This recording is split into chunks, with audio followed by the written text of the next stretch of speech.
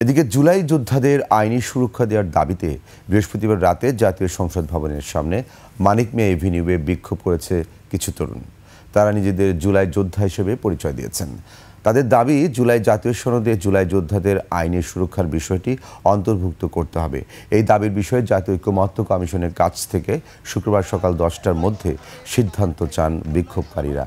তা না হলে সনদ স্বাক্ষর অনুষ্ঠান প্রতিহত করবেন বলে ঘোষণা দিয়েছেন তারা।